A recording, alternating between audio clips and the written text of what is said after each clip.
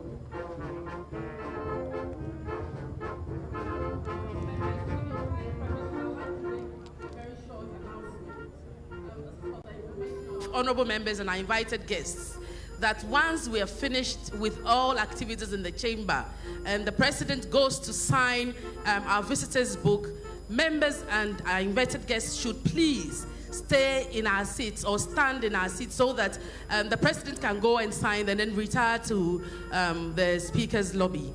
So the running order will be that when we take the national anthem, the president will go and sign our visitors' book. We'll wait for him to do that, and then once he retires, we can either interact with him or take photographs and do other things. Thank you very much for your attention.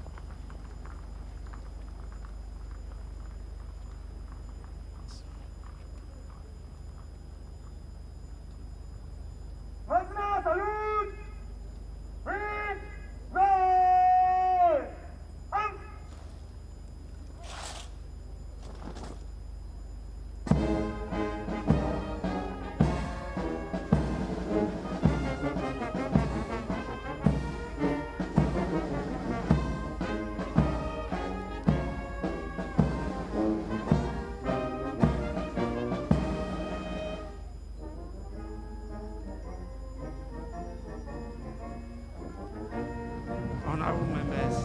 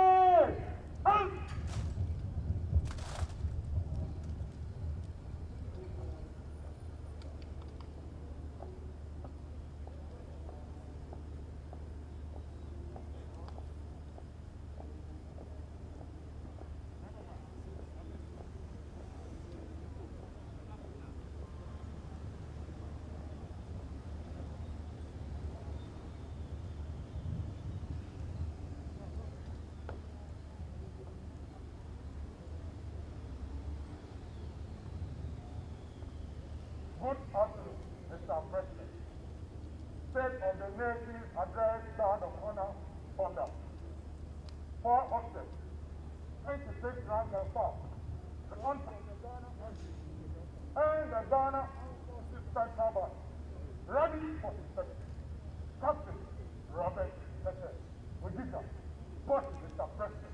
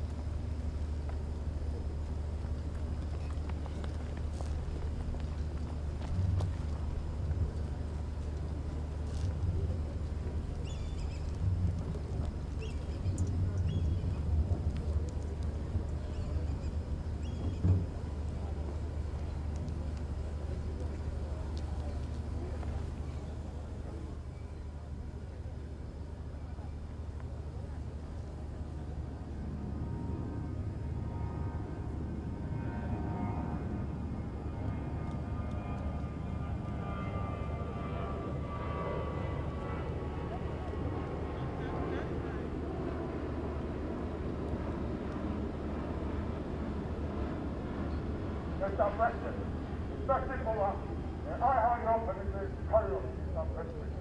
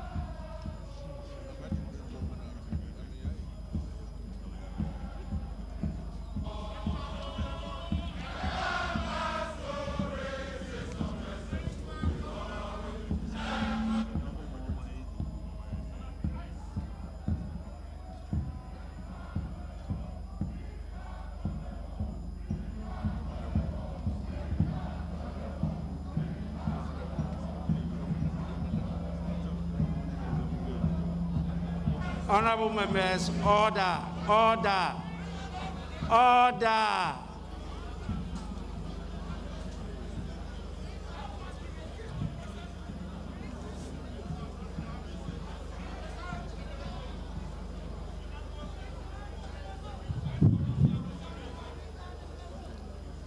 Honorable members,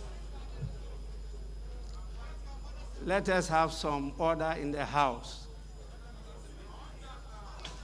The House is privileged to have the presence of His Excellency Nana Addo Dankwa Akufo-Addo, President of the Republic of Ghana, and Commander-in-Chief of the Ghana Armed Forces in the House.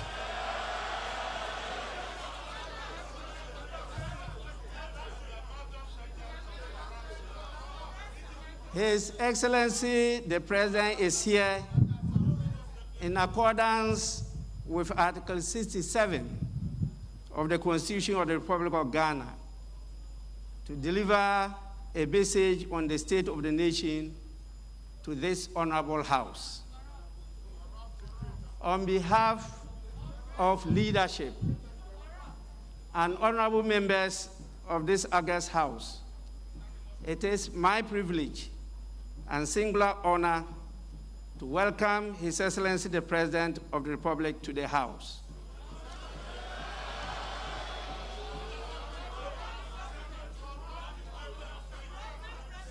Honorable members, order.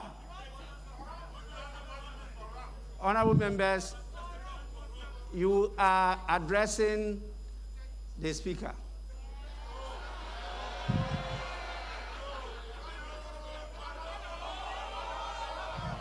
Order in the House. Honorable members, I have the greatest pleasure in inviting His Excellency the President to deliver his message. Your Excellency, you may now deliver your message.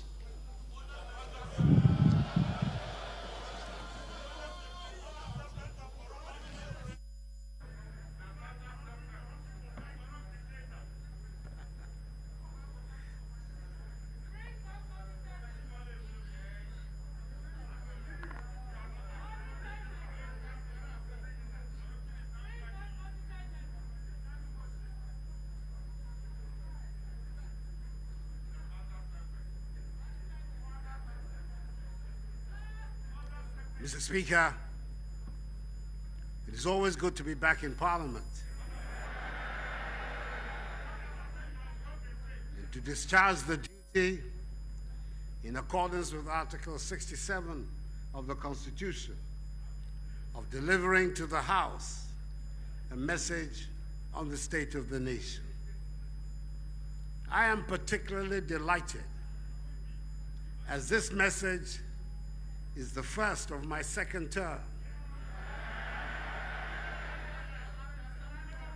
The validity of which was unanimously upheld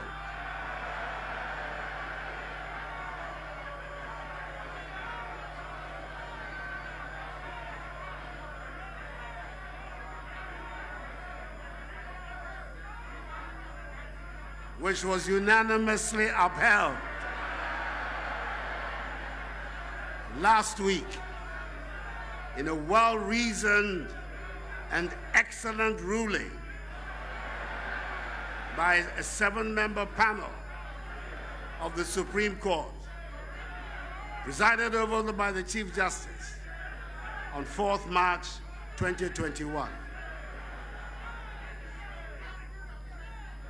In accordance with protocol and convention, it is good to see that First Lady Rebecca Akufo-Addo, Vice President Muhammadu Bawumia, Second Lady Samira Bawumia,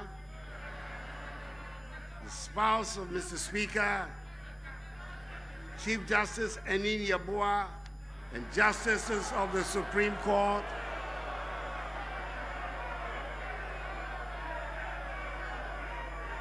re-elected chairperson Nana Otuo-Sirbour II, and members of the Council of State, the new Chief of Defense Staff, Vice Admiral Seth Amwama, the Inspector General of Police, Mr. James Opombuenu, and service chiefs are all present, as are the Dean and members of the Diplomatic Corps. Let me use this opportunity to congratulate once again the Speaker of Parliament, the Right Honorable Alban Kingsford Sumani Bagban, on becoming Speaker of the 8th Parliament. His has been a distinguished career, having entered the first Parliament of the Fourth Republic in 1993, and I came to meet him in the Second Parliament in 1997. He has been Majority Leader, Minister of State, one of the 3 wise men in a previous government, Second Deputy Speaker of Parliament, and now finds himself in this elevated position of being the 3rd most important person in the governance structure of our country. It is wholly appropriate that at such a crucial period in the history of our country, my senior in Parliament and I should work together for the well-being of the Ghanaian people.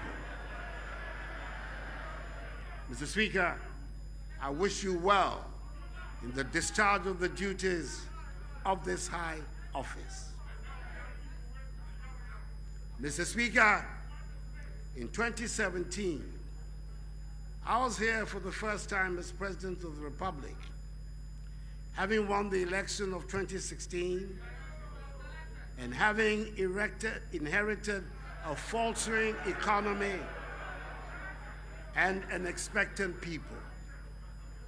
Between that time and 2010, I sought to deliver on the mandate reposed on me and my party, the New Patriotic Party, and gain once again the confidence of the Ghanaian people. It was by no means a straightforward task.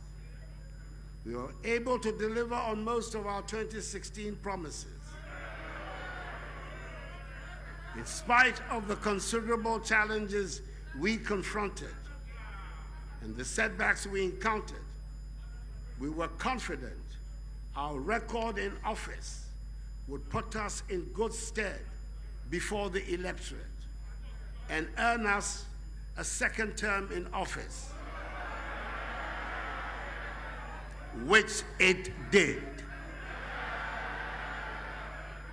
It means that the reason for which the Ghanaian people went to the polls on 7th December, that is to seek an improvement in their living standards and the rapid transformation of the economy, must continue in earnest.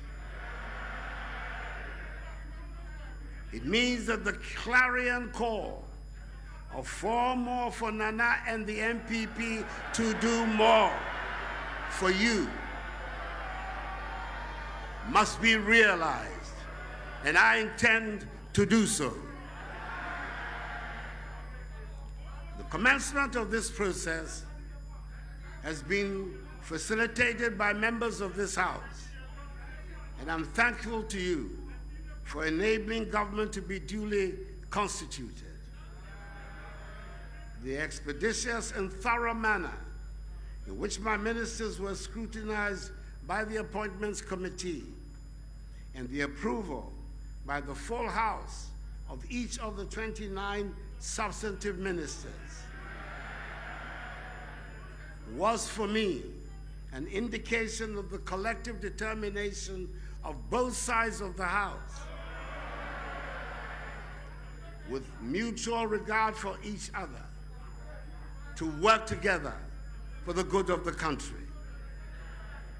This is what the Ghanaian people demand from us by insisting on virtual parity in the House between the two major parties of our country. The realization of the Ghana project and not the attainment of narrow partisan interests must be the guiding principle of the business to be conducted in the House. As President of the Republic, I give my commitment, my firm commitment to this end, and I assure Mr. Speaker and the legislature of the cooperation of the executive in this endeavor. As I indicated in my acceptance speech on the night of 9th December 2020, now is the time for each and every one of us, irrespective of our political affiliations, to unite, join hands, stand shoulder to shoulder, and work hard to place Ghana where she deserves to be. Mr. Speaker, in the face of a global pandemic that has ravaged lives and livelihoods in all parts of the world, we cannot afford to pursue interests that will leave our nation and its citizens the poorer for it. COVID-19 has impacted heavily on economic activities, created uncertainty, weakened global growth conditions, whilst putting undue strain on already weak and fragile health systems, particularly in developing countries. Mr. Speaker, between 2017 and the first quarter of 2020, we had made considerable gains in the management of the national economy, where we witnessed annual average GDP growth of 7%, single-digit inflation, reduced fiscal deficits, with 3 consecutive years of primary surpluses, a relatively stable exchange rate, a significant improvement in the current account with 3 consecutive years of trade surpluses, strong foreign exchange reserve buffers, markedly reduced lending rates, and appreciable job creation. According to the COVID-19 Business Tracker Survey conducted by the Ghana Statistical Service in collaboration with the United Nations Development Program, UNDP, and the World Bank, the COVID-19 pandemic has led to job losses, with many Ghanaian businesses and firms being forced to cut costs by reducing staff hours, cutting wages, and in some cases, laying off workers. This survey, again, showed that about 770,000 workers had their wages reduced, and about 42,000 employees were laid off during the 3-week partial lockdown imposed on the Greater Accra and Greater Kumasi metropolitan areas and their contiguous districts, Tema and Kasua. Government, however, succeeded in protecting the jobs and incomes of all public sector employees. Indeed, the cost of COVID-19 has been enormous. Our overall economic growth rate for 2020 was reviewed downwards from 6.8% to 0.9%.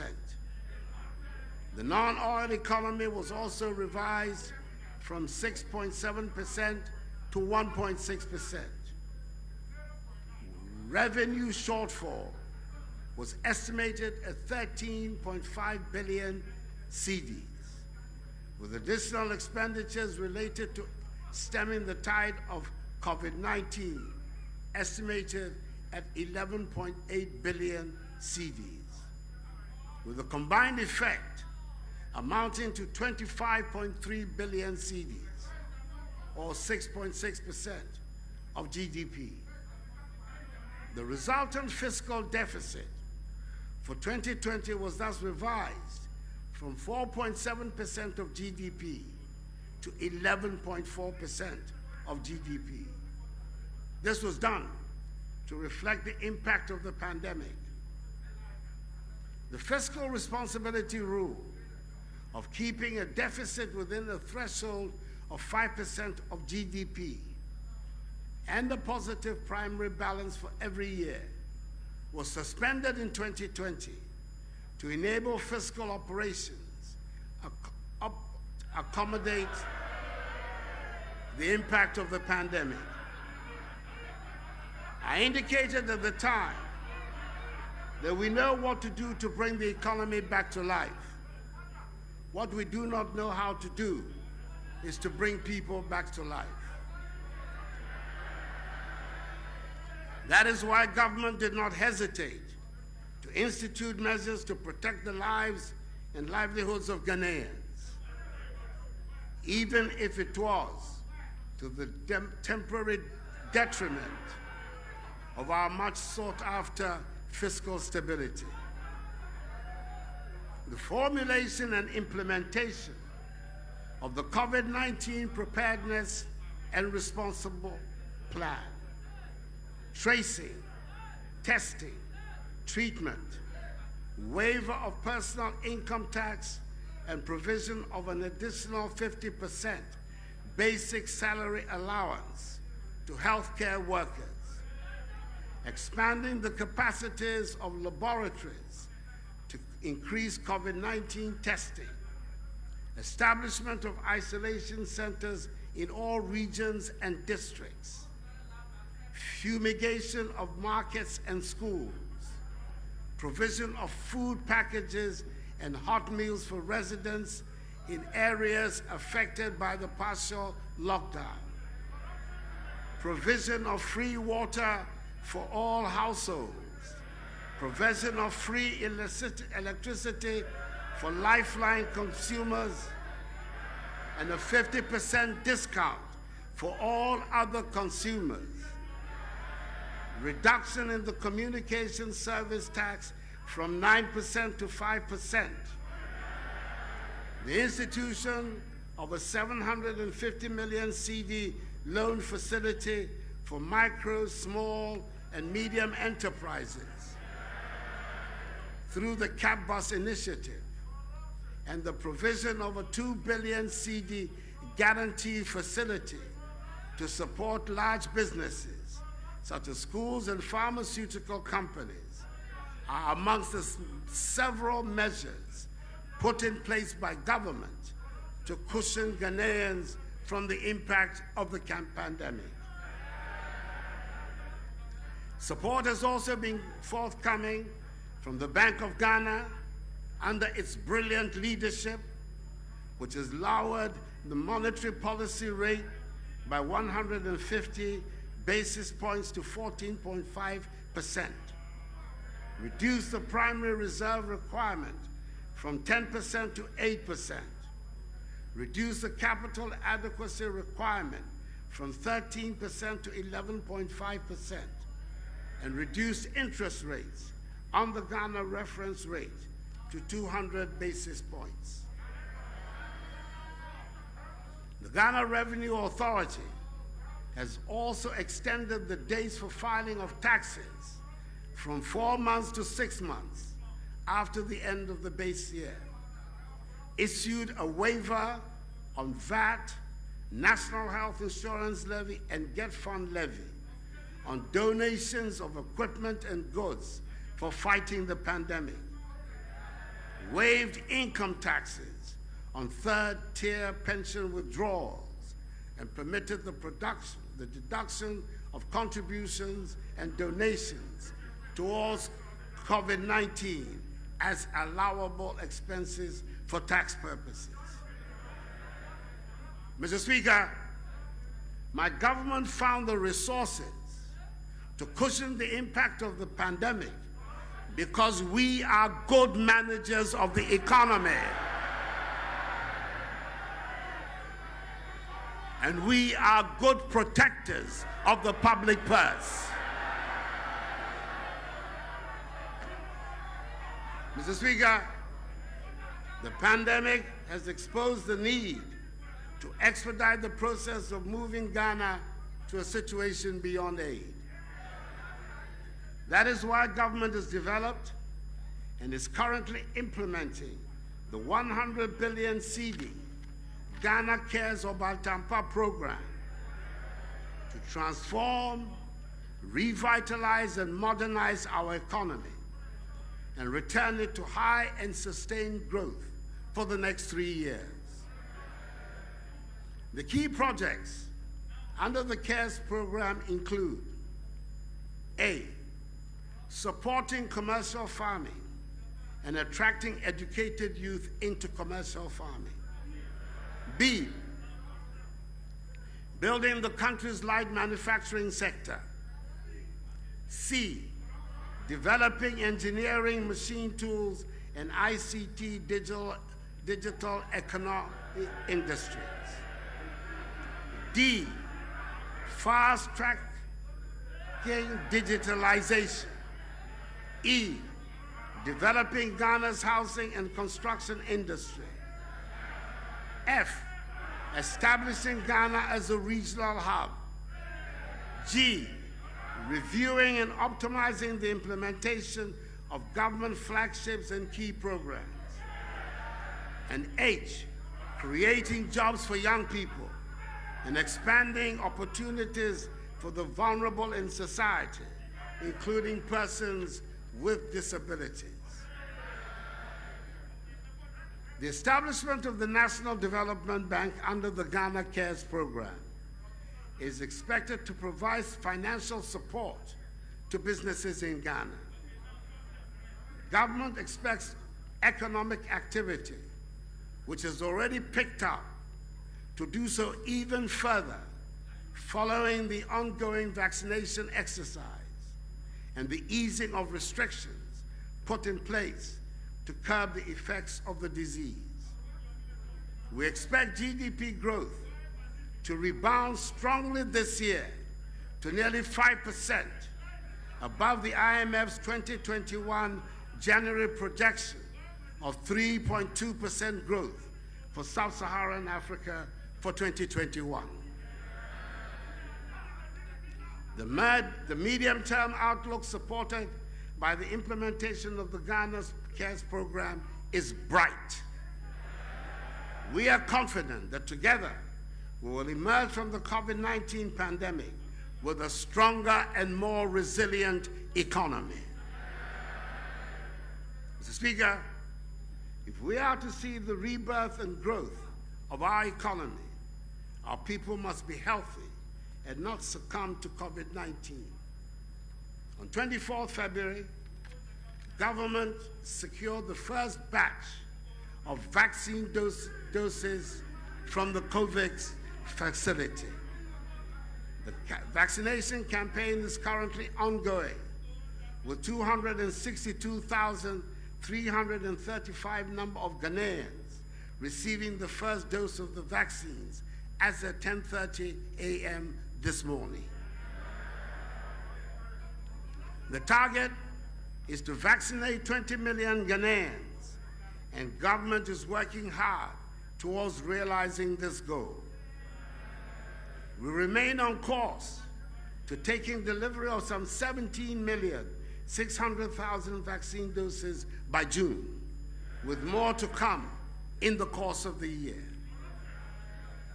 I want to urge members of the House to lend their voices to the public education campaign currently ongoing with regards to the vaccination program.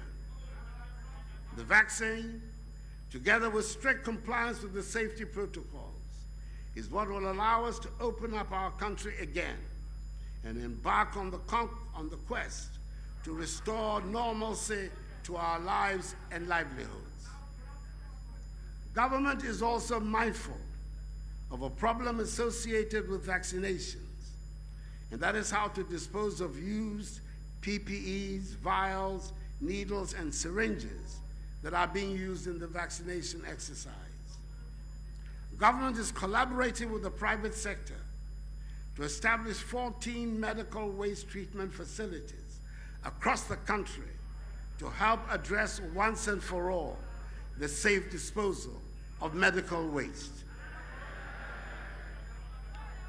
The pandemic, Mr. Speaker, has emphasized the need to expand access to health care for every Ghanaian, irrespective of his or her location. And I want to thank again and again all our frontline healthcare workers for their devotion to duty and sense of patriotism. The great amount of work undertaken by government has meant that we presently have some 307 functioning and well-equipped ambulances under the One Constituency, One Ambulance initiative, supported by a state-of-the-art digitized command center to field emergency calls and to dispatch ambulances. Last year, 33 major health projects were approved for implementation at a cost of 890 million euros. Key amongst them are the Koforidua Regional Hospital, Tema General Hospital, the Nephrology and Urology Center at Kolebu, redevelopment of the Fia and Kwanta Hospital into a teaching hospital, and the construction of a new regional hospital at Aguna Kwanta in the Western region. As announced last year, Agenda 111,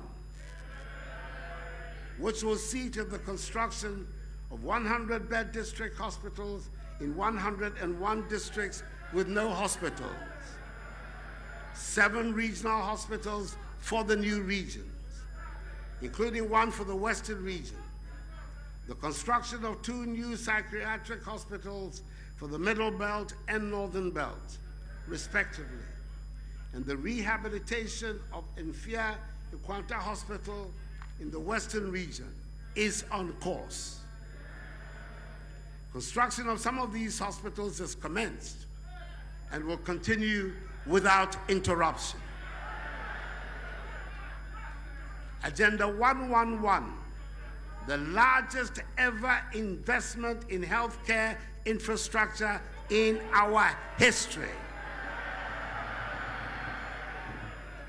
is part of a massive vision for Ghana's healthcare sector, the realization of which will lead to Ghana becoming a center of medical excellence and a destination for medical tourism, and will also see us achieve the following. Each of the 16 regional hospitals will be designated as a center of excellence in the different specialties of medicine. For example, orthopedic surgery, burns, plastic and reconstructive surgery, breast care center, fertility center, neonatology and pediatric center, neurosurgery and spine center, stroke center, heart and kidney center, and mental health center, to name a few. Secondly, continuously upgrade our medical curriculum and continue to train our young doctors and healthcare professionals in a world-class fashion. 3, incentivize the private sector to increase capacity to support demand in healthcare delivery. And 4, encourage Ghanaian medical experts in the diaspora to collaborate and join hands with us to help build and contribute to the realization of this noble vision. The West African region is estimated to reach a population of 500 million by 2020, by which time this vision would have been realized. Government will continue to invest in the health sector and will continue to recruit more health professionals in addition to the 100,000 recruited in my first term for our health facilities. Electronic medical record system, e-health deployment is currently underway following its implementation in key health facilities like Kolebu, Komfo-Anokye, Ho, Tamale, and Cape Coast teaching hospitals, and several district hospitals in the central region. Upper East, Upper West, and Bono regional hospitals will go live on the e-health platform in 5 days. Mr. Speaker, when it was needed most, at the height of the pandemic, the ingenuity and creativity of the Ghanaians showed through, which caught the attention of the world. When PPEs were being sold on the world market at extortionist prices, largely because demand outstripped supply, we began producing them in Ghana. Scrubs, medical gowns, sanitizers, masks, and gloves, all of these essential to the fight against COVID-19 were produced in Ghana. In total, 14,600,000 pieces of personal protective equipment have so far been produced domestically for health workers, students, teaching and non-teaching staff of tertiary and secondary educational institutions. We are determined to make our own things, and the Akufo-Addo government will continue with the agenda of rapid industrialization, with the aim of transforming the structure of the Ghanaian economy from one dependent on the production and export of raw materials to a value-added industrialized economy. Under the One District, One Factory initiative, 232 projects are at various stages of implementation. These include 76 operating as 1D1F companies, whilst 112, including 5 medium-sized agro-processing factories and 63 common user facilities, are under construction. Open your eyes, you'll see them. The Ghana Integrated Aluminum Development Corporation has made good progress on the bauxite exploitation program that will drive our industrial transformation agenda. We are in the final stage of an open and transparent investor engagement process and are in negotiations to select strategic investors to partner GIADEC for the bauxite mining and alumina refinery projects. The selected partners will be announced imminently. Similarly, the Ghana Integrated Iron and Steel Development Corporation, GISDEC, has been set up and has begun its work in earnest. We have succeeded in attracting major global vehicle manufacturers under the Automotive Development Policy to set up in Ghana. So far, Volkswagen has produced 1,167 vehicles,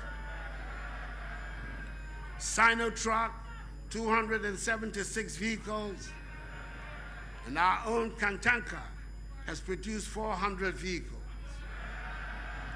The Japanese conglomerate, Nissan, has also started the assembly of vehicles in the country. Mr. Speaker, our nation's food resilience has been severely tested over the past year. The closure of borders in the midst of the pandemic meant that we have had to depend largely on food we produced.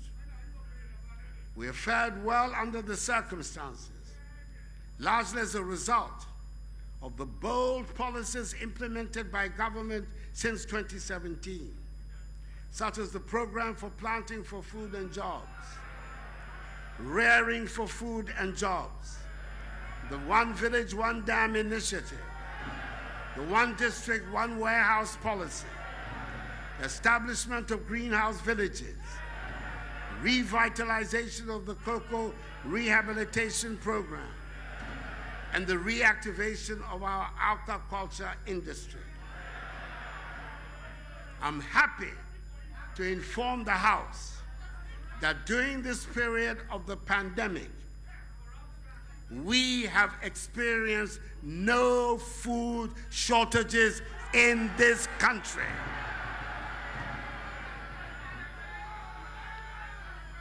There have been increases in maize and rice yields by 110% and 48% respectively. We have, for the first time in a long while, become a net exporter of food, as opposed to the days of importation of tomatoes and plantain. Indeed, in 2019, we exported some 140,000 metric tons to our neighbors. We are determined to take full advantage of the African Continental Free Trade Area to produce more in Ghana, to sell more to Africa and beyond as we move Ghana beyond aid.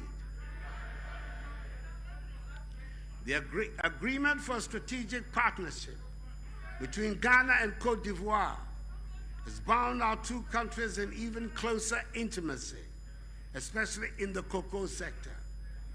We have succeeded in aligning the cocoa production and marketing policies of the two countries and ensured that we do not continue to be victims or pawns of a global cocoa industry that is dependent on the toil and effort of our farmers.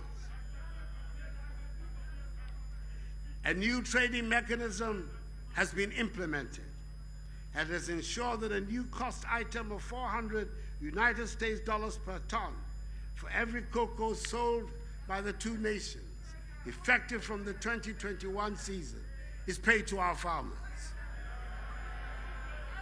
Through the establishment of the Tree Crops Development Authority, the government is determined to end the over-reliance on cocoa and develop other cash crops such as cashew, cotton, mango, oil palm, rubber, and shea.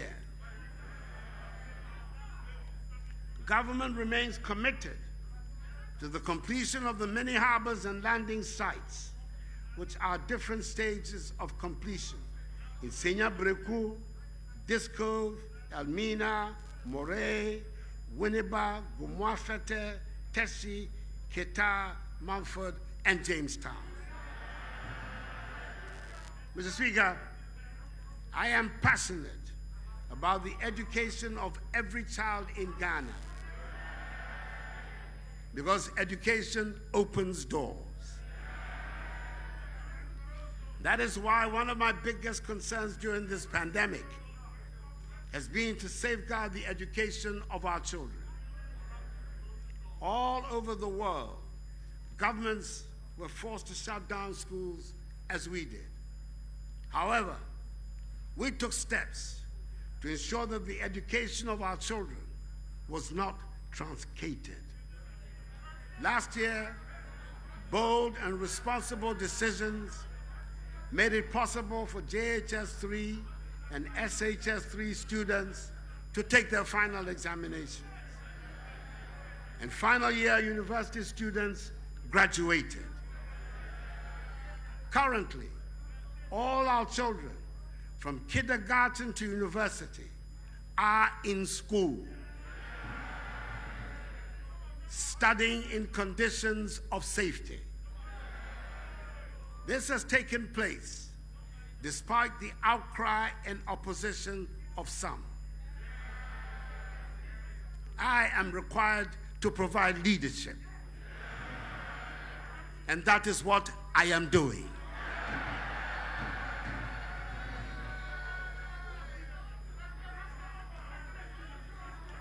Government, through the Ministries of Education and Health, is doing all it can to ensure that the future of our children is not jeopardized by the pandemic. In 2020, the first batch of free SHS students wrote their WACC successfully. Results of the 2020 WACC indicates that more than 50% of candidates who sat the examination obtained A1 to C6 in all core subjects. This was an impressive WACC performance, with over 60% of candidates scoring between A1 and C6 in their best 6 subjects, including English and mathematics, which qualifies them for tertiary education. Mr. Speaker, 64 years after independence, we still do not have the critical mass of tertiary education graduates that is required for our socio-economic transformation. Currently, Ghana's gross tertiary enrollment ratio stands at 18.8%, which, albeit very low, is still one of the highest in Africa. We must therefore introduce measures to increase consciously the proportion of our population with relevant tertiary education to accelerate the transformation of our country. Our target is to increase the ratio from the current 18.8% to 40% by 2030, focusing on science, technology, engineering, and mathematics, STEM-related fields, with emphasis on engineering. This will be achieved by significantly increasing enrollment in existing public and private universities and through the establishment of an open university. We expect record numbers of enrollment over the next 4 years. Accordingly, we will fulfill our campaign manifesto promise by removing the guarantor requirement that makes it difficult for most students to apply for loans through the Student Loans Trust Fund program. As part of our commitment to the advancement of STEM, government will continue with the development of 20 STEM centers at 8 model sites, senior high schools across the country. These institutions will be fitted with state-of-the-art equipment and laboratories, which will facilitate teaching and learning in all areas, including artificial intelligence and robotics. Mr. Speaker, I want to thank this august House for passing the Education Regulatory Bodies Act 2020, Act 1023. The passage of this act has established the Commission for Technical Vocational Education and Training, CTVET, and the TVET service. All these will help to streamline delivery of TVET and avoid overlaps and duplication. We're also building 32 TVET institutions across the country to augment existing infrastructure for effective TVET delivery. In line with our commitment to address the issue of youth unemployment through TVET, government will commence the implementation of the Ghana Jobs and Skills Project this year. The project seeks to expedite the development of competency-based training curricula on the National TVET Qualification Framework for 100 trades, professions from Level 1 National Proficiency to Level 5 Higher National Diplomacy, as well as training some 25,000 beneficiaries and provide entrepreneurial support to about 50,000 individuals. It will also seek to implement the Ghana Labor Market Information System and upgrade of district public employment centers and services. A key objective of our effort to improve quality education and ensure that our students become globally competitive is to maintain the integrity of our examinations and assessment. In connection with this, government, working through WAEC, will introduce new measures to curb examination leakages and malpractices. I acknowledge that the teacher is at the center of every reform in the field of education. Prioritizing the welfare of teachers remains a key objective of government. After the restoration of teacher training allowances, government is now paying professional allowances to both teaching and non-teaching staff.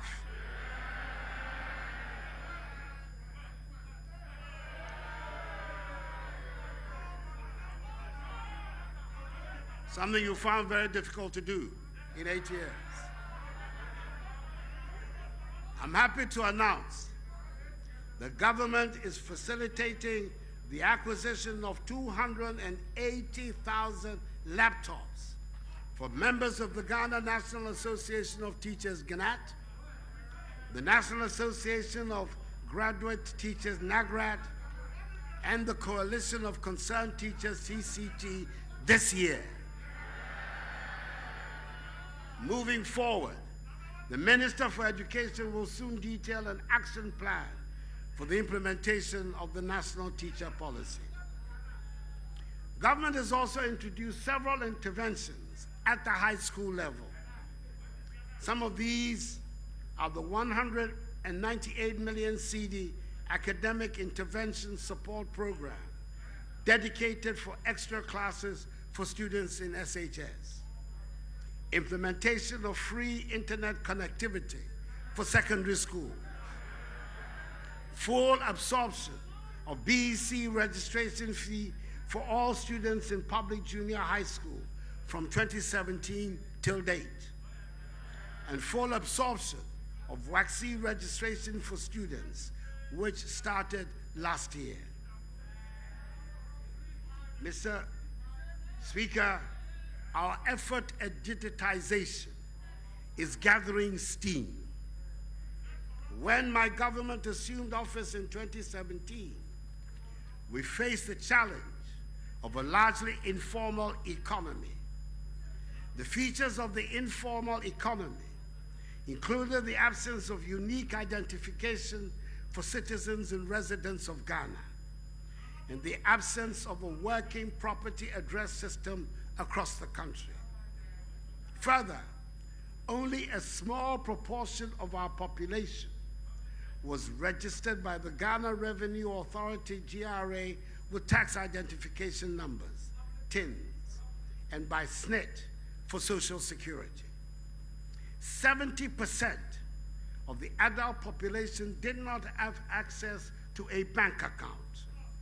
Financial transactions were dominated by cash, and the processes of service delivery in most MDAs were largely manual and highly bureaucratic. It was in this context that we set about the process of formalizing our informal economy through digitization. Mr. Speaker, after 4 years in office, I'm happy to state that there's been more progress in formalizing the Ghanaian economy than there was in the previous 63 years since independence.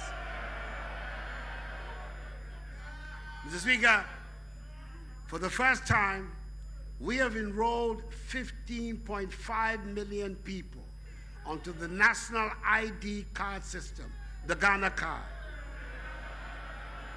And we will complete the process this year. From 1st April, and this is not an April Fool's prank, all national ID numbers will become tax identification numbers. In so doing, the number of people registered by GRA from tax purposes will increase from the current 3 million to 15.5 million. I should recall that at the end of 2016, only 750,000 people had TIN numbers. The increase to 15.5 million in just 4 years is simply phenomenal. Similarly, from the second quarter of this year, all national ID numbers will also become SNIT numbers. This will increase the number of people on the SNIT database from 4 million to 15.5 million, making it easier for new contributors to be enlisted on the scheme. The national ID numbers will also become NHIS numbers. Very soon, we will link the national ID to all SIM cards, bank accounts, birth and death registry, DVLA documents, and passports.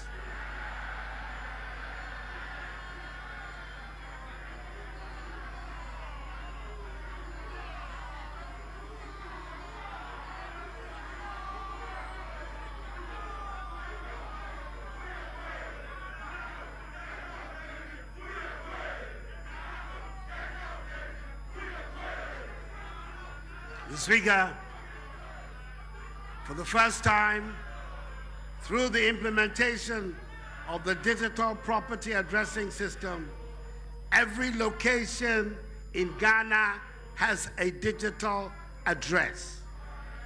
The process of affixing unique property address plates for some 7.5 million properties in all 16 regions has also started.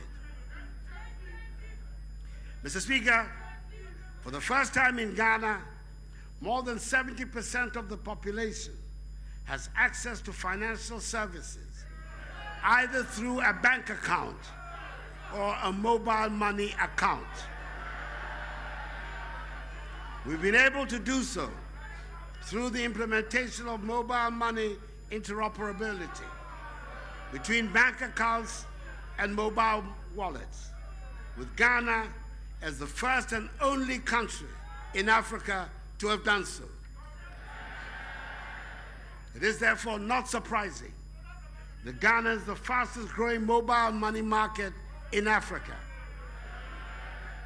Furthermore, our successful introduction of the Universal Quick Response Code for payments across banks, telcos, fintechs, and merchants will propel Ghana to be amongst the first countries in Africa, if not the first, to move towards a largely cashless economy when fully rolled out across the country with the support of the Bank of Ghana. Mr. Speaker, we have also digitized the operations of many government institutions, including the ports, NHIS, DVLA, GRA, and the Passport Office. One of the most dramatic examples of this development has been the ability of SNIT to pay pensions within 10 days of application, as opposed to the endless delays of the past. To make it easy to obtain government services, a portal, governor.gov, has been established where all MMDAs are being onboarded. It is a one-stop shop where anyone can apply for and pay for a government service. We expect to complete the onboarding of all MMDAs this year, and in so doing, significantly enhance the efficiency and reduce the cost of delivery of government services to our people.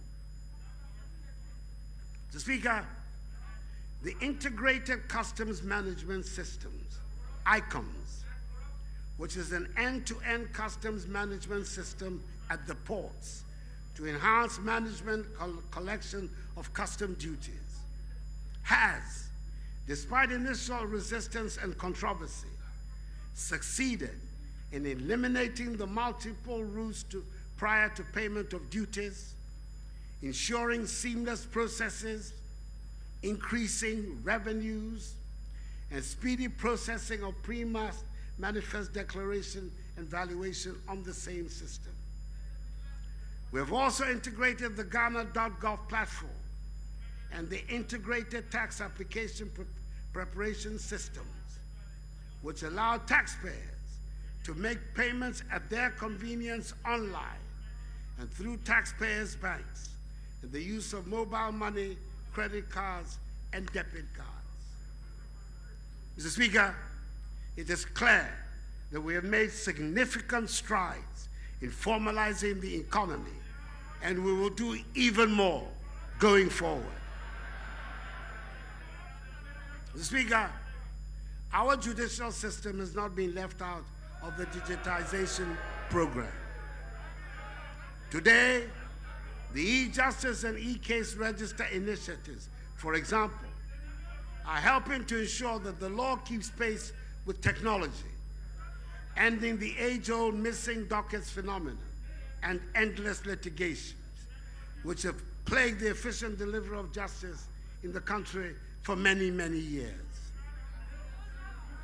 Government, through the Ministry of Local Government and the District Assembly Common Fund, has commenced in an unprecedented initiative the construction of 90 courts with accompanying accommodation for judges across the country to help address the problem of inadequate court infrastructure. These structures are at advanced stages of completion.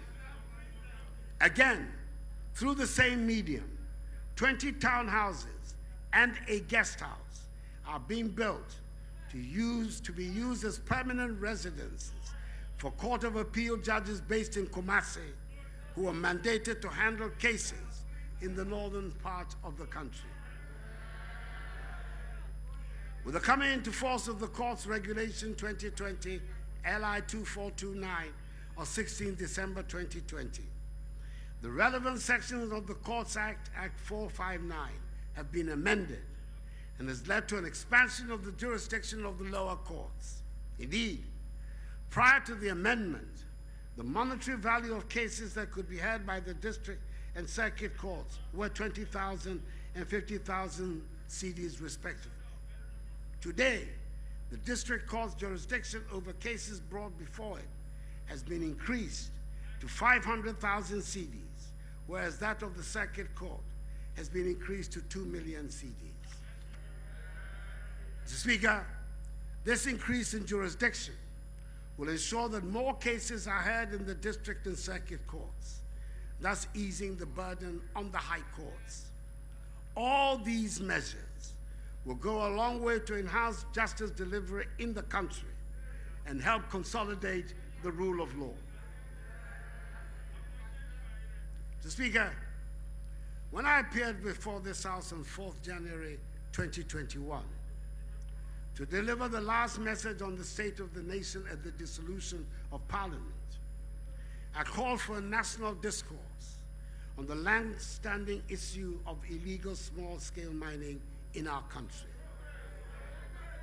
Yes, in the last 4 years, so much has been achieved in cleaning up this industry, training miners in the best methods of mining, introducing community mining, enacting additional regulatory legislation. But the reality is that illegal small-scale mining remains a major problem. I am confident that the new energetic Minister for Lands and Natural Resources and a Member of Parliament for Damango constituency, the Honorable Samuel Abujinapo, will rapidly facilitate the holding of this national dialogue and will work to build on the progress of his predecessors by enhancing regulation of this sector, which should be anchored on the protection of the environment and on community mining. Mr. Speaker, Let me at this point assure the House that in the course of this session of Parliament, government will come back to engage the House on the steps it intends to take on the future of the Ejapa transaction. Mr. Speaker, land administration continues to be bedeviled with apparently intractable challenges. This year, government intends to roll out a program for the digitization of all land records for purposes of ensuring effective land administration. Aggressive afforestation will be pursued in the course of the year with the expected launch of a Green Ghana project, which will see the mobilization of Ghanaians in all fields of endeavor to participate in the nationwide tree planting exercise. Mr. Speaker, in 2018, Ghana won the bid to host and organize the 2023 African Games for the first time since the tournament started in 1965. A 9-member local organizing committee has been constituted and inaugurated to handle the technical and events aspects of the 2023 Africa Games. Government intends to provide maximum support to the LOC to help ensure we organize and host successful games. The construction of 10 youth resource centers across the country, which are at different levels of completion between 85 and 95%. We are as well renovating and rehabilitating many other abandoned sports facilities. We're paying allowances to about 1,000 athletes through the youth employment agencies. The Ghana Premier League has started, and hopefully, when we return to normalcy, capping of spectators at the stadiums will be a thing of the past. This is a proper occasion for me once again, on behalf of all Ghanaians, to congratulate the Black Satellites on their splendid victory in winning the nation's 4th Under-20 African Nations Trophy when they defeated Uganda by 2-0 on Sunday in Nouakchott, capital of the Republic of Mauritania. I call to the Black Satellites and to the technical and management team for their Independence Day gift. I look forward to receiving them at Jubilee House later this afternoon, after I am done with you, to receive them this afternoon. Hopefully, this should be the beginning of a new era of success for Ghanaian football. Mr. Speaker, the creation of the 6 new regions led to the establishment of 6 new regional houses of chiefs. In my tour of the country last year, I inaugurated these new houses and cut the sod for the construction of 6 new buildings for them, which are ongoing. Government, through the Ministry of Chieftaincy and Religious Affairs, will continue to engage our traditional and religious rulers in matters of our common interest, such as the protection and preservation of the environment. Government is also determined to provide the funding necessary for the judicial committees of the various houses of chiefs to be able to do their work effectively and efficiently so as to bring closure to many long-standing chieftaincy disputes. Mr. Speaker, our nation continues to benefit from the year of return. Since then, we have intensified our engagement with Africans in the diaspora and all persons of African descent, more positively in areas such as trade and investment cooperation and skills and knowledge development, and what we call beyond the return. The Ministry of Tourism, Arts and Culture, together with its implementing agency, the Ghana Tourism Authority, is working towards the realization of this initiative, which will bring even greater spotlight on our nation, Ghana. A lot of work has been undertaken in revamping our tourist sites and making them attractive. Digital revenue collection systems have been installed at the Elmina and Cape Coast castles, the Kwame Nkrumah Memorial Park, and Vili waterfalls. Government has upgraded 5 tourism sites to meet international standards for increased visitation and create jobs and incomes for the people. The new minister for the sector, the industrialist Ibrahim Awal Mohammed, has also indicated his determination to strengthen the creative arts industry in Ghana. Already, the first ever creative arts senior high school, located in Kwadaso in Kumasi in the Ashanti region, is nearing completion. The governing board of the National Film Authority is in place, and even greater attention will be paid to this sector by government. Mr. Speaker, our quest to ensure an improved sanitation system across the country was bolstered last year by the commencement of construction of 16 integrated recycling and solid waste processing facilities. It is expected that all 16 facilities will be completed before the end of the year. The Sustainable Rural Water and Sanitation Project and the Water Supply Improvement Project of the Ghana-Spain Debt Swap Development Program have been completed.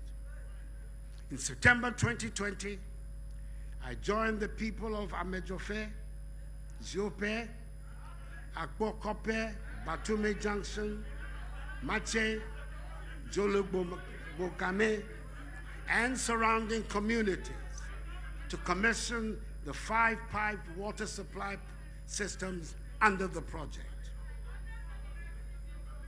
Concrete preparatory works have also commenced on a number of water supply projects across the country, including the Wenchi Water Supply Project, Kita Water Supply Project, 5 Districts Water Supply Scheme Phase 3, Tamale Water Supply Project, Damango Water Supply Project, and Yendi Water Supply Project.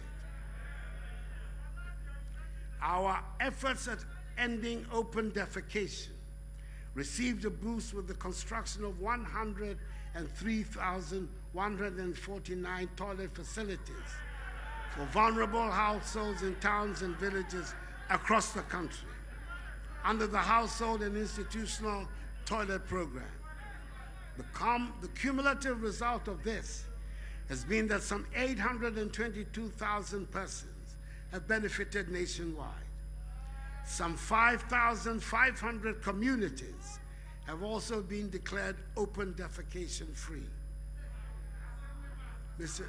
Speaker, in the energy sector, the National Energy Policy 2020 has been completed to improve the framework and strategies to meet contemporary needs, energy needs of the country. The government has improved the financial sustainability of the energy sector through several interventions, including paying up the energy legacy debts that you left. Furthermore, negotiations with independent power producers, the terms of whose contracts entail substantial financial charges on the state, are ongoing and should be completed by the end of the year.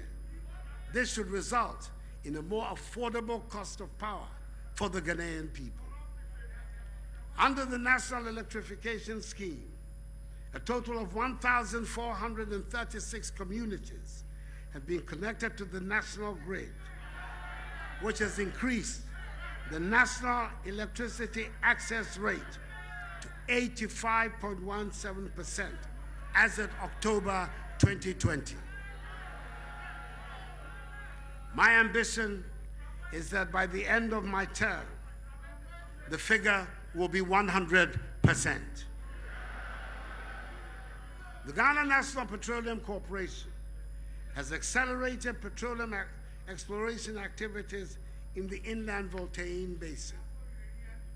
It has successfully acquired and processed 2,538 line kilometers of 2D seismic data, analyzed 1,537 geochemical samples, and established a working petroleum system. A gas processing plant terrain is being constructed in the western region to complement the Atuabo gas processing plant so as to increase dry gas delivery for power and non-power users. The Takoradi portion of the Takoradi-Tema Interconnection Project, TTIP, has been completed with an increased capacity of gas exports from Takoradi to Tema through the West African gas pipeline. GNPC and its private sector partners have advanced the work on the Tema LNG project, Sub-Saharan Africa's first LNG regasification terminal, which is expected to come on stream in the course of the year to improve gas supply reliability for power and non-power industrial applications. The facility will also become a hub of regional energy security, ensuring low-cost fuel for both Ghana and her partners in the ECOWAS community. Mr. Speaker, at the beginning of my first term of office in 2017, government outlined its social development goals to include the promotion of gender equity and equality, survival and development of children, as well as the harmonization of social protection interventions and programs to contribute to the development of our nation. I'm pleased to inform the House that in the course of this session of Parliament, the new Minister for Gender, Children and Social Protection, the Honorable Sarah Adwoa Safo, MP, Member of Parliament for Domi Kwabenya, will resubmit to the House the Affirmative Action Bill. Our mothers, wives, sisters, and daughters are looking up to us. Indeed, it will make our society the richer. And I'm appealing to the House on both sides to make one big effort to ensure its enactment. The Livelihood Empowerment Against Poverty program, LEAP, has increased the number of pay points from 7,200 to 14,300 in order to make it easy for beneficiaries to access their grants. In all, a total of 334,438 households benefited from the program. The Ghana School Feeding Program currently feeds over 3,300,000 beneficiary pupils in some 9,000 kindergarten and primary schools with one hot, nutritious meal every day per child. Mr. Speaker, our commitment to the development of inner cities and Zongo communities is unwavering.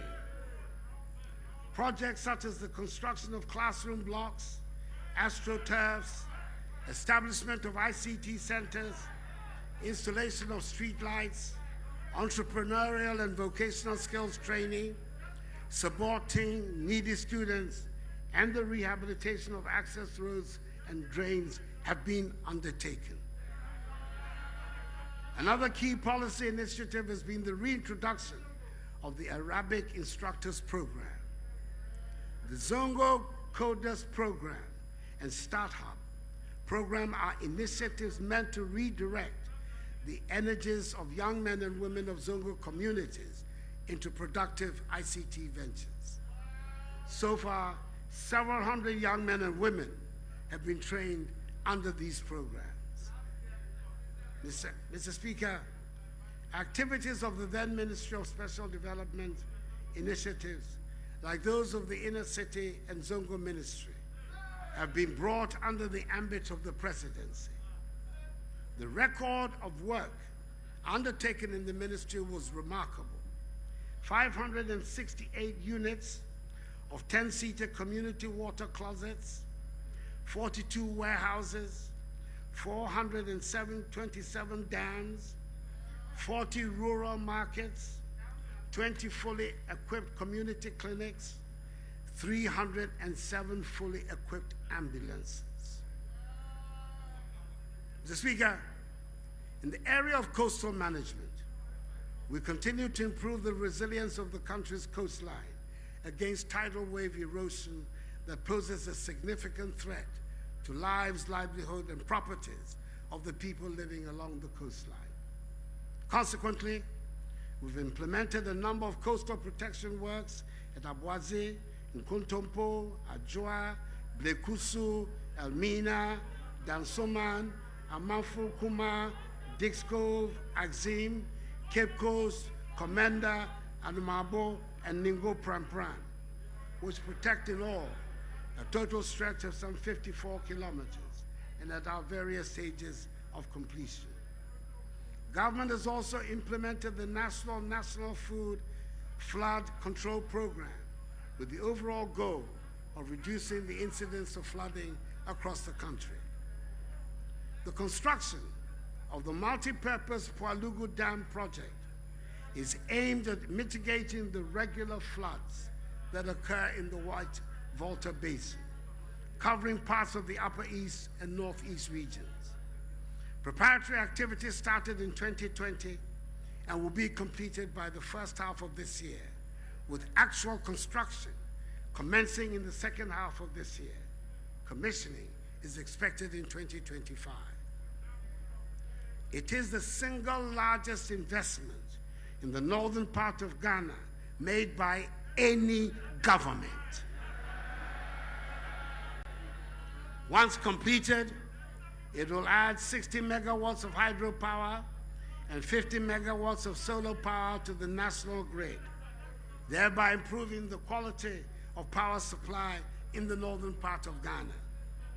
The 25,000 hectare irrigation scheme will be bigger than the total size of all irrigated projects implemented in the country since independence, and will boost food production in the northern part of Ghana, thereby boosting economic development in northern Ghana and creating jobs for the youth. Mr. Speaker, another important infrastructural development is the construction of the Buankra Inland Port, which will transform totally inland trade and ease the movement of goods and services, especially for traders as well as for persons in our landlocked neighbors.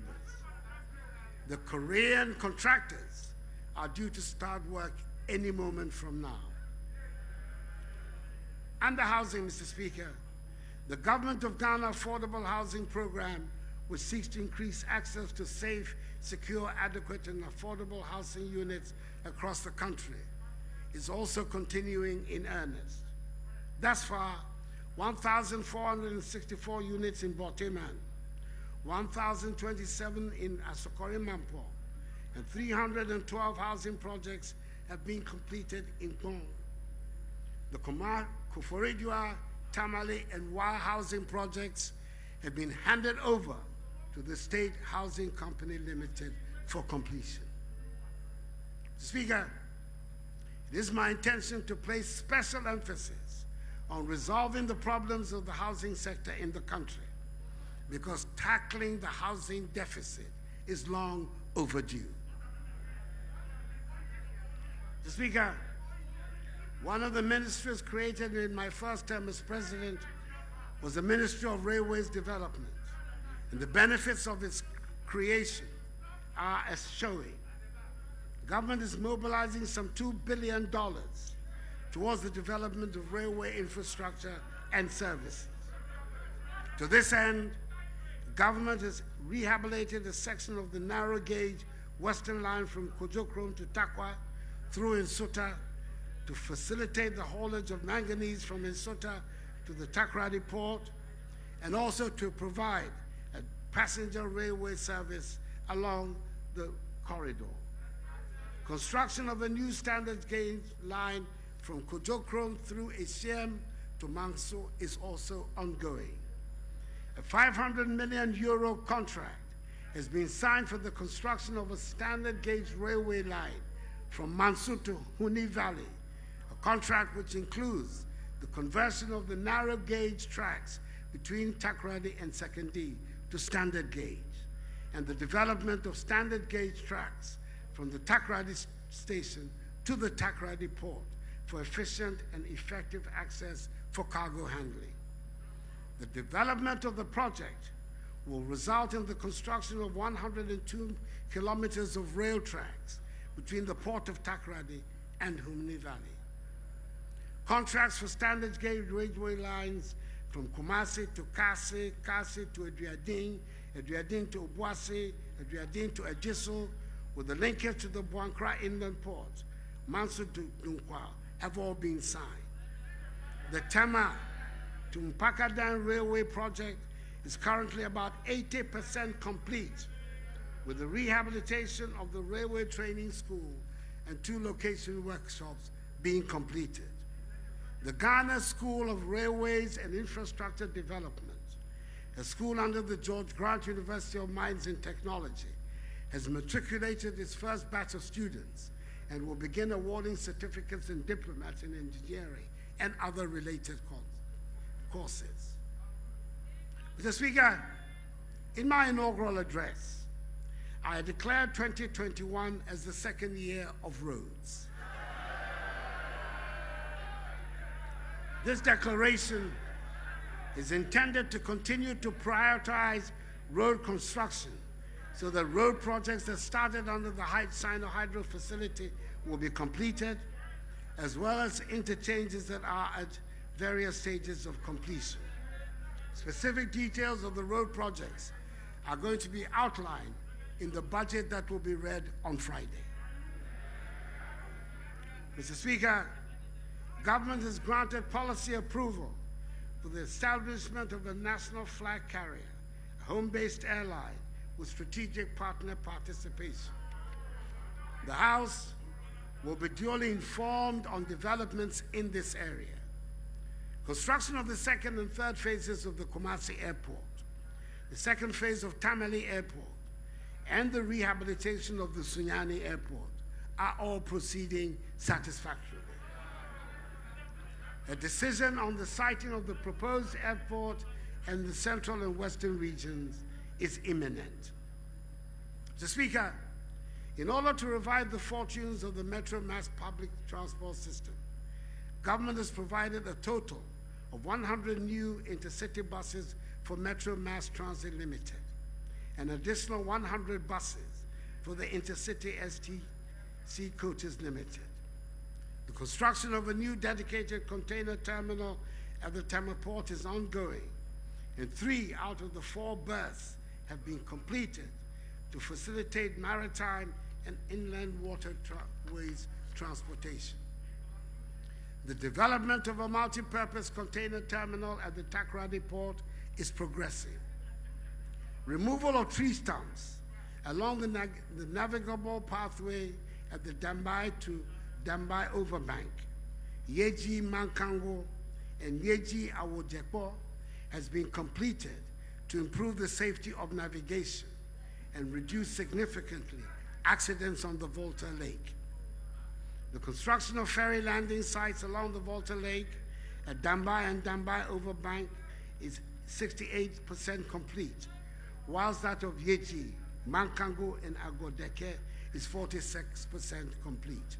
In total, 7 rescue and high-speed patrol boats have been procured by the Ghana Maritime Authority and deployed into service to improve safety and security of our maritime domain and inland waterways. Mr. Speaker, our security services have been retooled and re-equipped substantially under this administration. Indeed, the first 4 units of 4-story blocks of 16 flats under the barracks regeneration project have been commissioned, and the remaining part of a 42-bedroom self-contained accommodation units for the 6th Battalion of Infantry and Airborne Force in Tamale have also been completed. Pickups SUVs, trucks, high occupancy buses, ambulances, and armored personnel carriers have been added to the inventory of the armed forces over the period, as well as the imminent completion of a forward operating base at Ezimlibo in the Jomoro district of the Western region. And in response to the creation of additional ranks within the military, government reviewed salaries and allowances for armed forces and civilian employees upwards, effective 1st January 2020. The capacity of the Ghana National Fire Service has been raised with the procurement of 5 sets of extrication equipment and 2 hydraulic platforms procured. Indeed, when I took office in January 2017, the police service had a total of 492 serviceable cars. Government has since then procured for the police 735 additional vehicles, including 15 operational buses, a feat unprecedented in the history of the service. 320 housing units are being constructed at National Police Training School to reduce the accommodation deficits of the service. Modern communication equipment and fragmentation jackets have been procured and delivered to the service to protect officers and ensure effective policing. The construction of hangars at the police depot, Accra, for 4 helicopters already procured for the Ghana Police Service is 95% complete.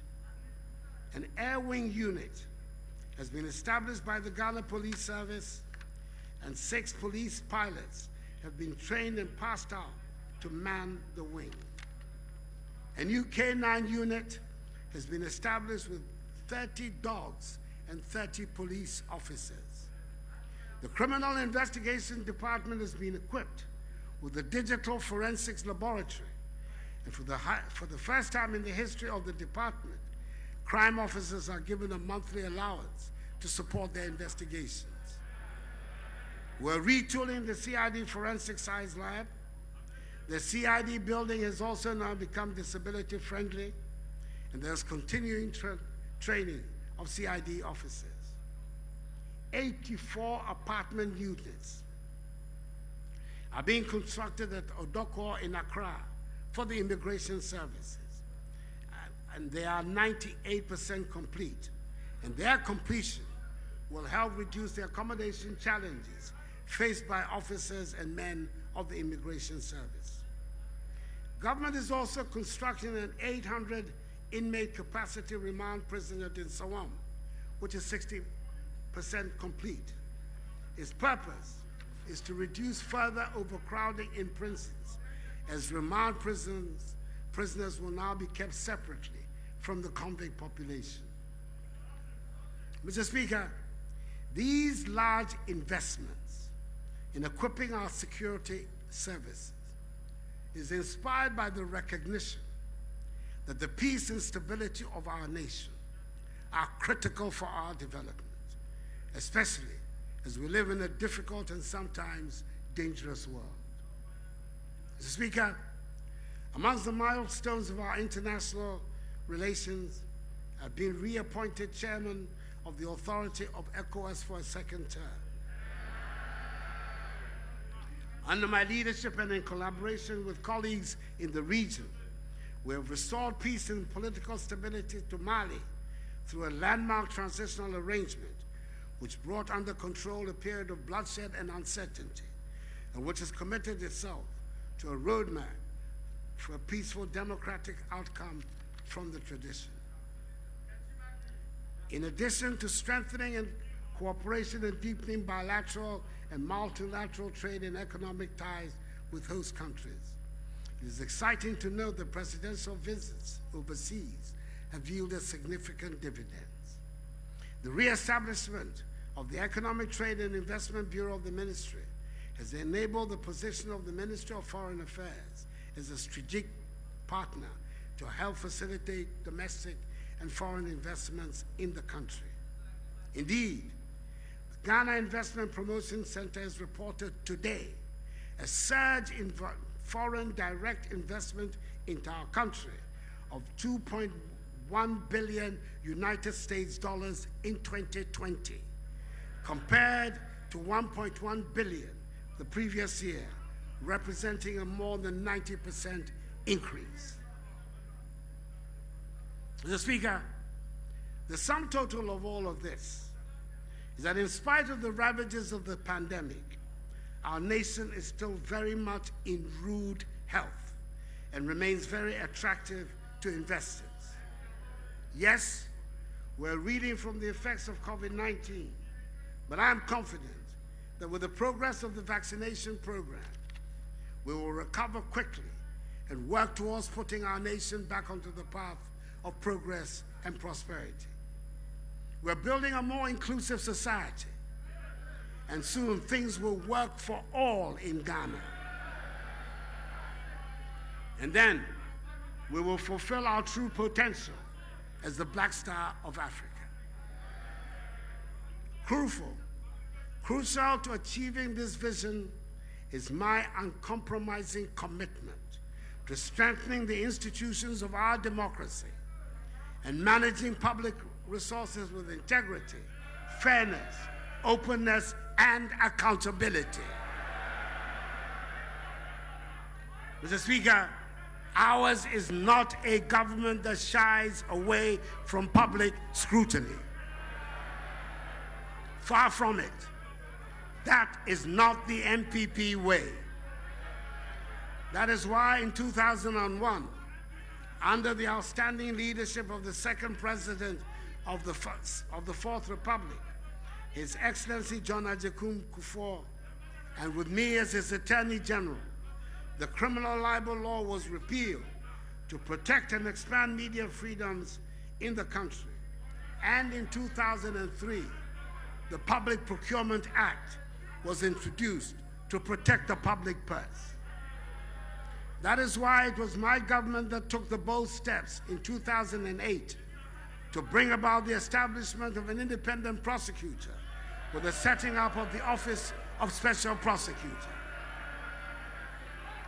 That is why it was my government that in 2019 enacted the Right to Information Act, which had been shirked by previous administrations despite decades of agitations and civil society groups and journalists.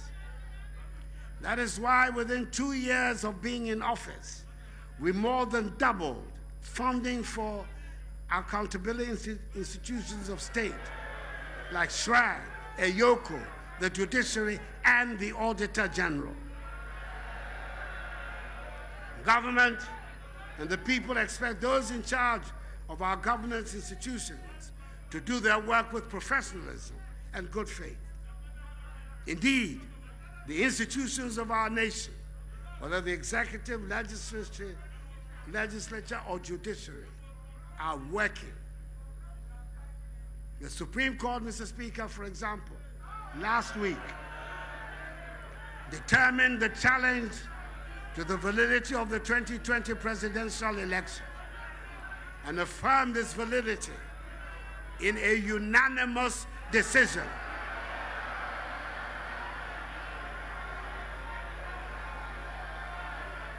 Not 5-4, not 5-4, unanimous.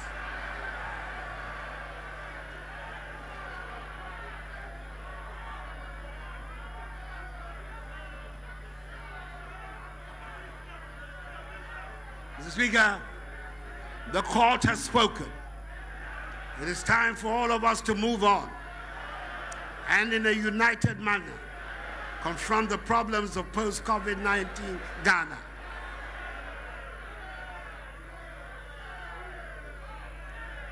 Let me, in conclusion, Mr. Speaker, recall the following statement I made in my very first message on the state of the nation, on the Ghana I hoped to help construct.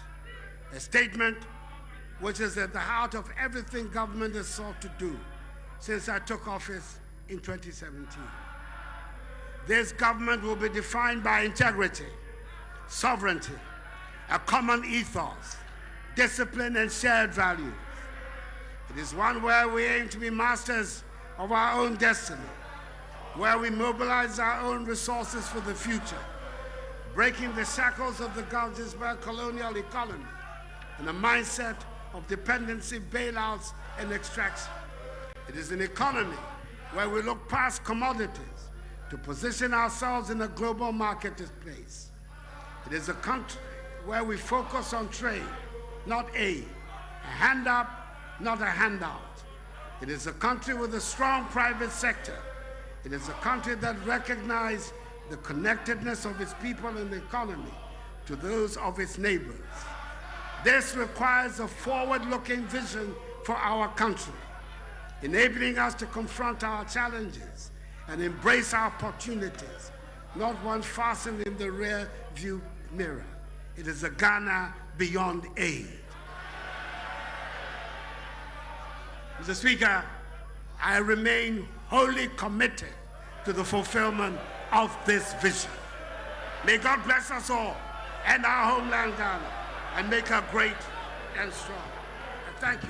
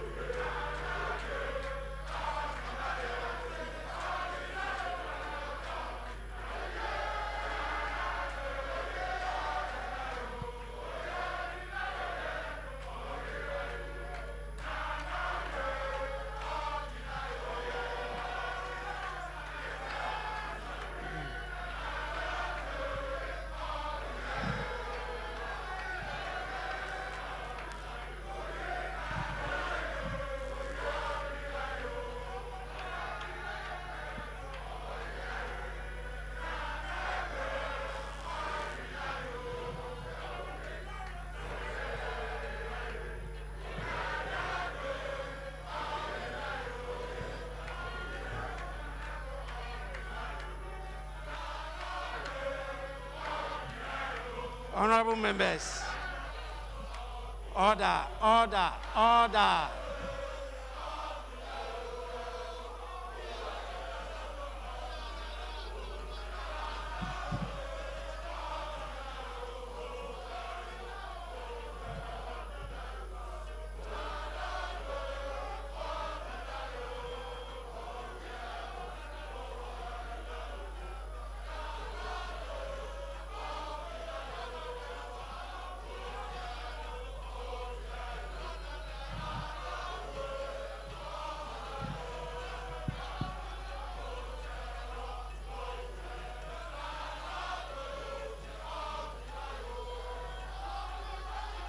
Honorable members, order.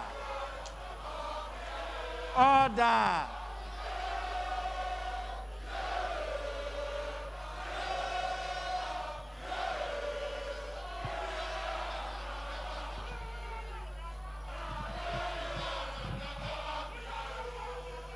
Honorable members, be seated.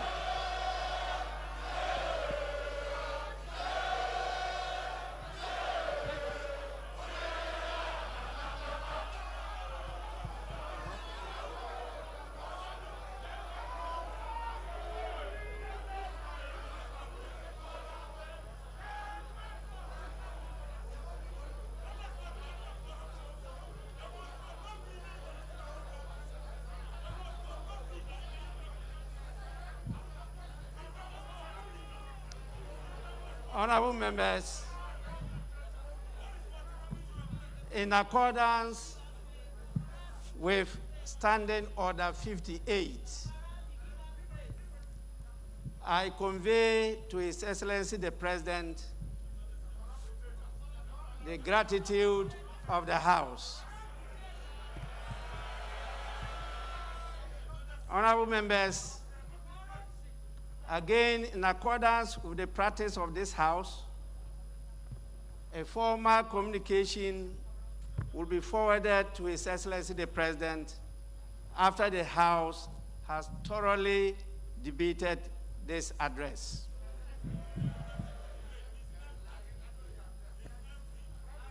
Honorable members, we have a lot of distinguished personalities who have come to grace the occasion. I'll now have the list with me. Honorable members, permit me to recognize the presence of the following dignitaries in the House. His Excellency Alhaji Dr. Mahmudu Bawumia, the Vice President of the Republic, is here with us for this special event. His Lordship, Justice Enim Yebua,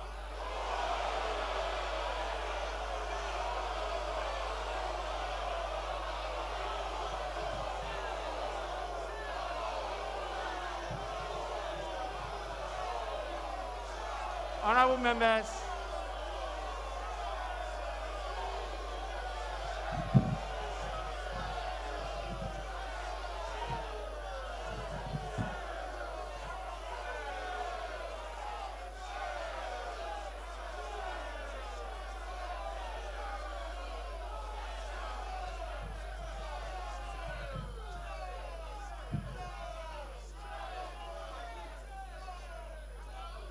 honorable members, I take it again.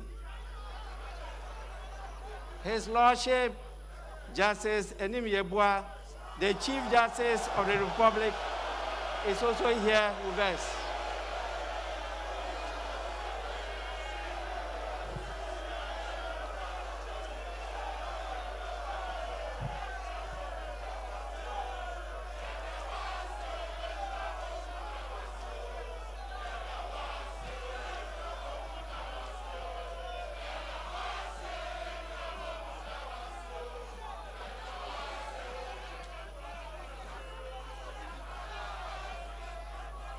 Honorable members,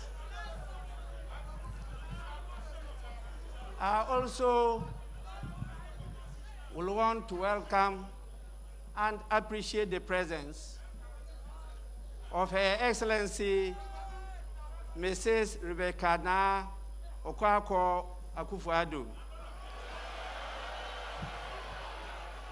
the First Lady of the Republic of Ghana. Also, Her Excellency Hajia Mrs. Samira Ramadan Bawumia,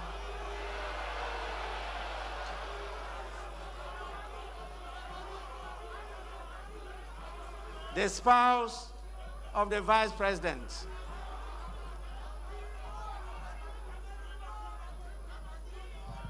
The last but not the least,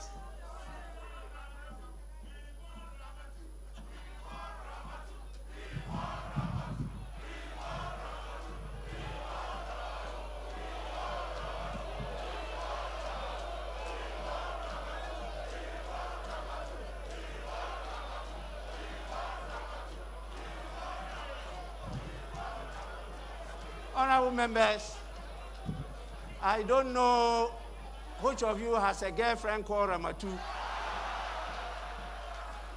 but we don't have any dignitary here called Ramatu.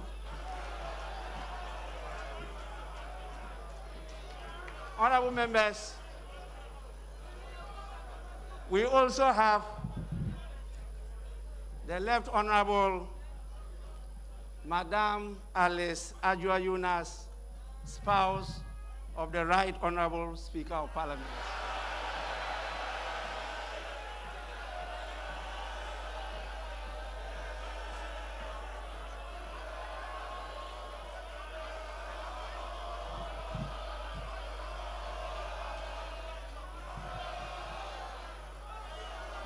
Honorable members, apart from this, we have a list of dignitaries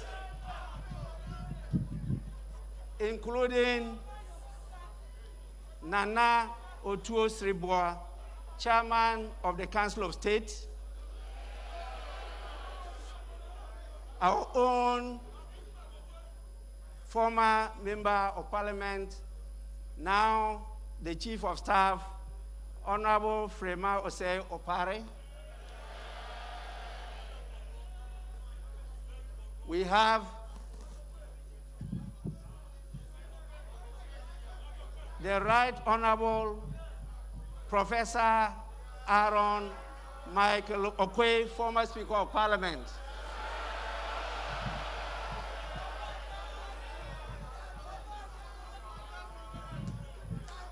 Professor, we are most grateful for your presence. We have Honorable Freddie Blay, Chairman of the New Patriotic Party. We have Honorable Samuel Ofusu Ampofo, Chairman of the National Democratic Congress.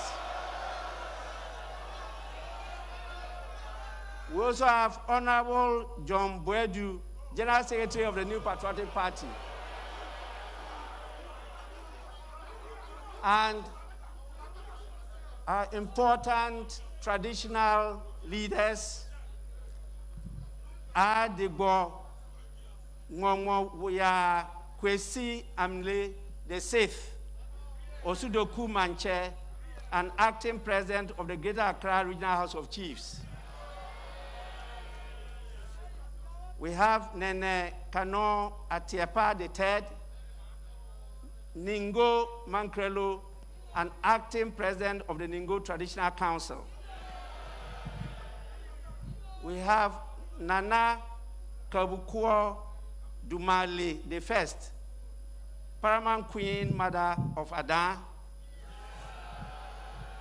We also have Nana Lomoki Lomo, Ada Traditional Council, and Na Asabu Abe the First, Paramount Queen Mother of Prapram Traditional Area. Let me also recognize the presence of a number of ministers of state, my lords, members of the bench, distinguished members of the Council of State, and your excellencies, members of the diplomatic corps. On behalf of honorable members of parliament, I appreciate and thank all of you for coming to grace this occasion.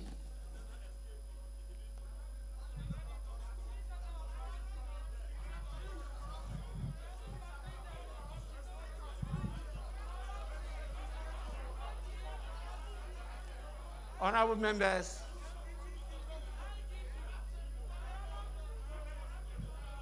I will now invite our leaders, starting from the majority leader, to give an indication as to where we move from here. Honorable Majority Leader.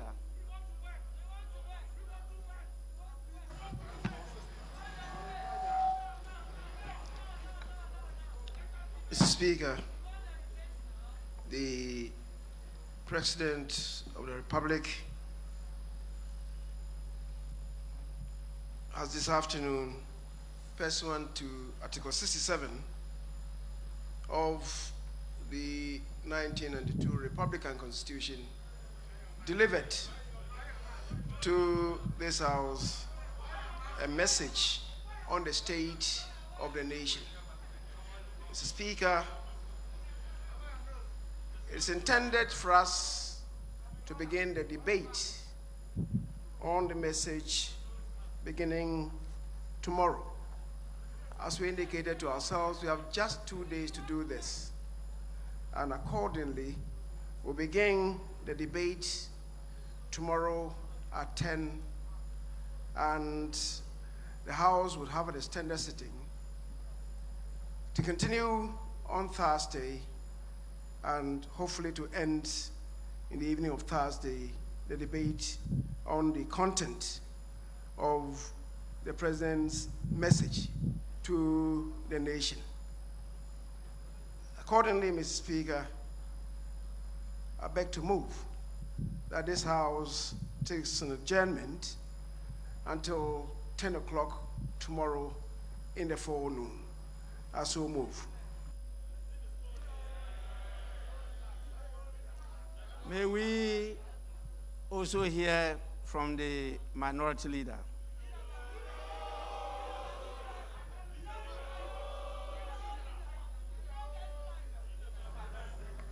Mr. Speaker,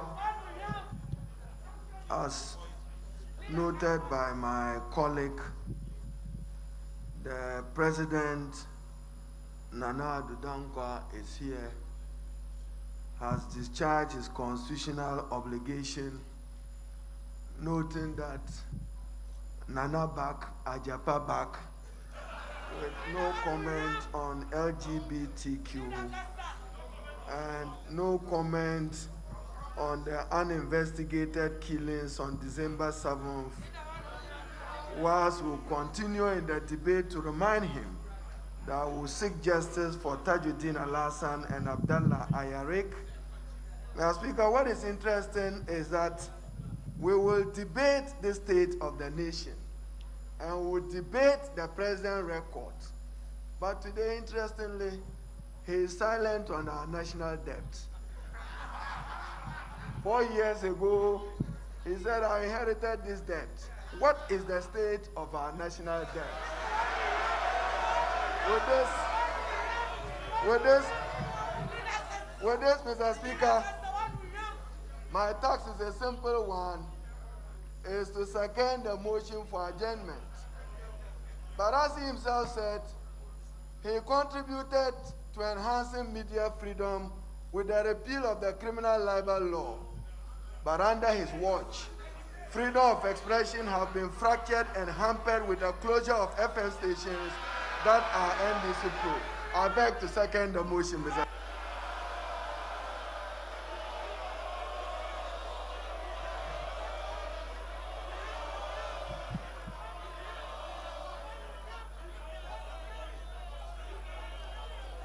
Honorable members,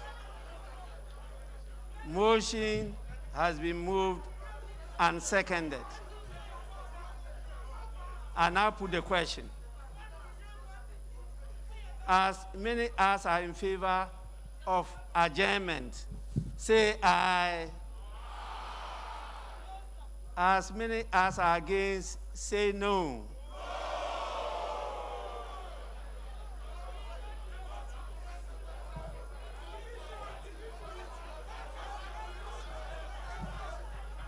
Honorable members, I think the ayes have it.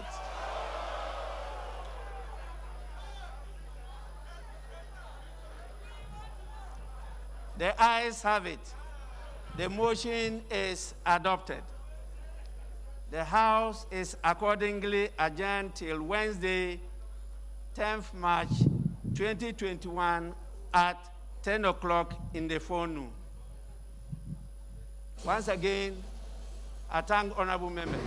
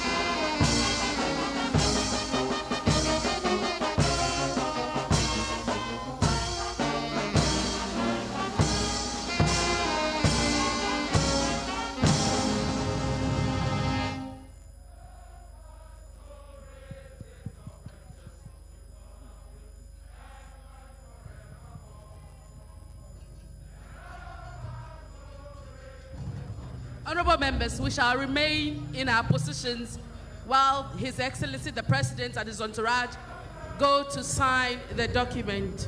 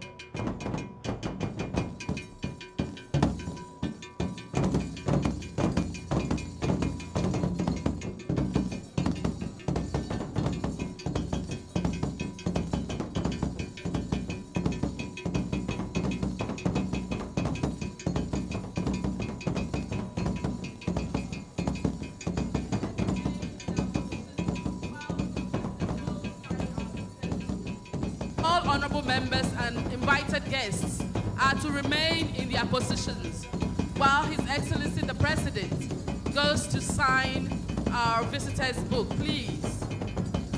Let's be in our positions, please.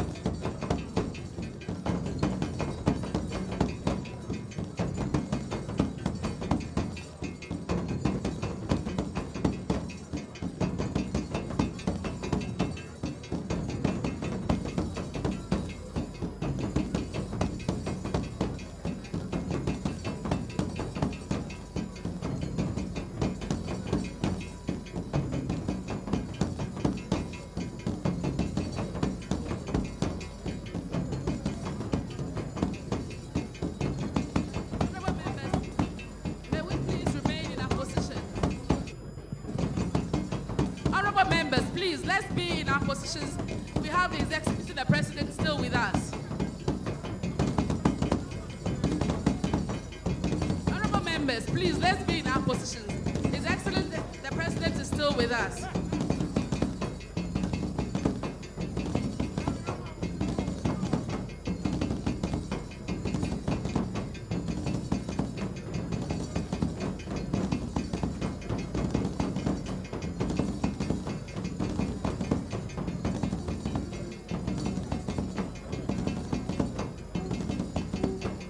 members, His Excellency the President of the Fourth Republic, Addo Dankwa Akufo-Addo.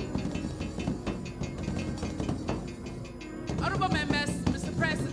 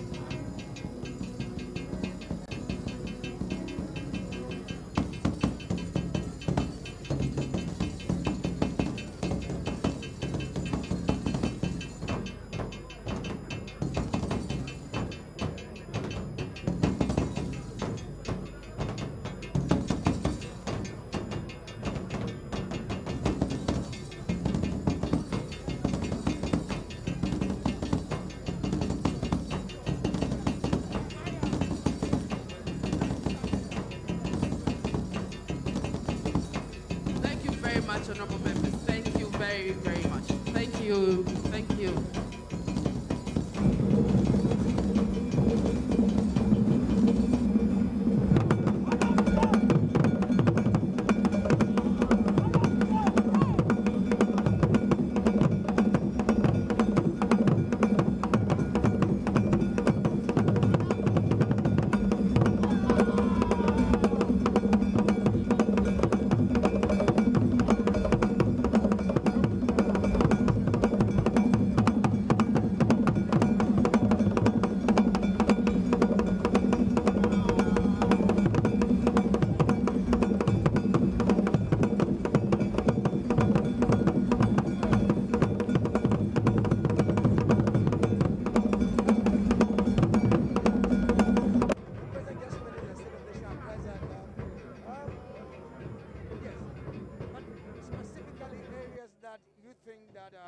He highlighted on.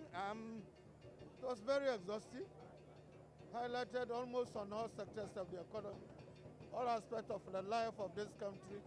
I think it's in fulfillment of his obligation under the Constitution, the state of the nation, as has been portrayed to us for the last 4 years. It's work in progress. Work in progress. Specifically, we heard the minority leader talking about the debt stock that was not mentioned. I think I heard a lot of the debt that he's dealing with, and he even mentioned that you left it. I think the minority leader did not hear that.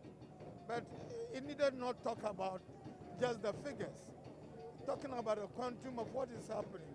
He talked about figures in relation to the development of the economy, the GDP, and what has happened as a result of the COVID, and how we have scaled down our targets and so forth, and still the economy remaining resilient. And he's saying that it's a good management, good husbandry of the economy under his leadership, under the leadership of MPP. I think it was exhaustive and very, very impressive. Grateful, sir. Thank you. So we now have Mr. Wisdom Demofia-Mako of the NDC. Honorably welcome. Thank you. Great. What do you make of the statement made by the president? He touched on I had a minority leader talking about the debt stock, but apparently he talked about the fiscal deficit, which is about 25.8 billion Ghana cedis. That is not correct. What he spoke about was in respect of how much they had spent on COVID.